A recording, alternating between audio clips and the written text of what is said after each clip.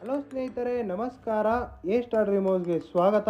ಸ್ನೇಹಿತರೆ, ನಾವಿವಾಗ ನಿಮಗೆ ತೋರಿಸ್ತಾ ಇದ್ದೀವಿ 80 ಲಕ್ಷಕ್ಕೆ ಮಾರಾಟಕ್ಕಿರುವಂತಹ ಹೊಸ ಮನೆ.